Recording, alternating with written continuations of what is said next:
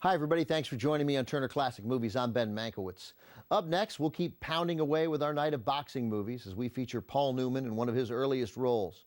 Newman came to New York in the early 50s to study at the Actors Studio. I suppose some would say he had the looks.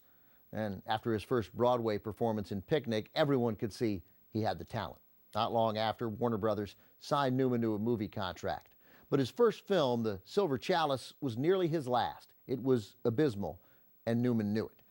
In one of my favorite Hollywood stories, years later when Newman learned The Silver Chalice was set to air on local television in Los Angeles, I guess the movie was scheduled to air every day for a week on Channel 9, Newman took out a full-page newspaper ad saying, quote, "Paul Newman apologizes every day this week, Channel 9. The move backfired, though. The movie got higher than usual ratings. Newman later called it, quote, "the worst film made during the 1950s. Luckily, he got a chance to redeem himself, and his next picture launched his career as a movie star. That's the film we have for you right now from 1956, Somebody Up There Likes Me. This is the basically true story of Rocky Graziano, a streetwise kid from New York's Lower East Side who went on to become the middleweight boxing champion of the world. The script was adapted from Graziano's autobiography, and the story follows Graziano from his life growing up on the streets to reform school to his stint at Leavenworth Federal Prison, where he learns to box. If you look closely, you'll see a young George C. Scott as a prisoner being transferred from the reformatory, and also a young Steve McQueen as a pal of Graziano's. Both are making their first, if uncredited, movie appearances.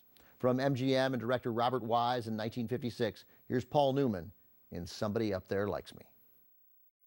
Originally, James Dean was slated to play the role of Rocky Graziano in Somebody Up There Likes Me, but shortly before the movie got underway, Dean was killed in a car crash. As for the real Graziano, after winning the middleweight title in 1947, he retired from the ring in 52.